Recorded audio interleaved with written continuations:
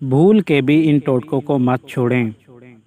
اگر سالن میں غلطی سے زیادہ نمک ڈال جائے تو پریشان مت ہوں، اس میں صرف ایک چھلا ہوا آلو ڈال دیں، وہ تمام اضافی نمک جذب کر لے گا۔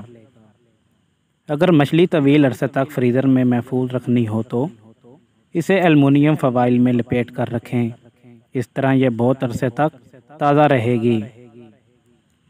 گھر میں بچی ہوئی کافی کو ضائع کرنے کی بجائے اس کو پودوں میں ڈال دیں، یہ بہت اچھی کھاد کا کام کرتی ہے۔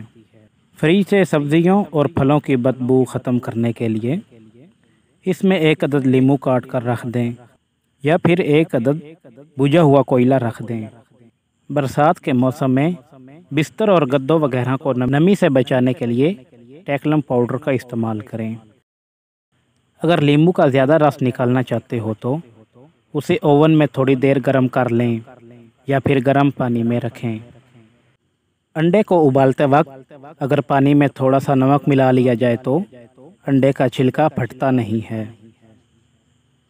اگر آپ کے گھر میں چونٹیاں اور کاکروچ زیادہ ہوں تو چھٹکارا حاصل کرنے کا آسان طریقہ یہ ہے کہ فرش پر چاک سے لکیریں لگا دیں اور پھر دیکھیں کیا ہوتا ہے۔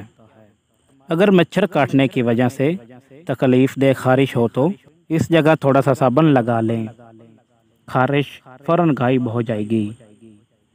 کھانے سے پہلے ہمیشہ نمک چکھنے کی عادت ڈالیں، اس سے انسان بہت سی بیماریوں سے محفوظ رہتا ہے۔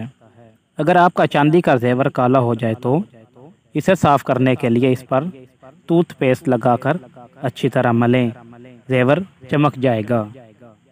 اگر آپ یہ تسلی کرنا چاہتے ہیں کہ انڈا خراب تو نہیں تو انڈے کو ٹھنڈے نمک ملے پانی میں ڈالیں، اگر انڈا تیرنے لگے تو سمجھ جاؤ انڈا خراب ہے، اور اگر ڈوب جائے تو انڈا ٹھیک ہے۔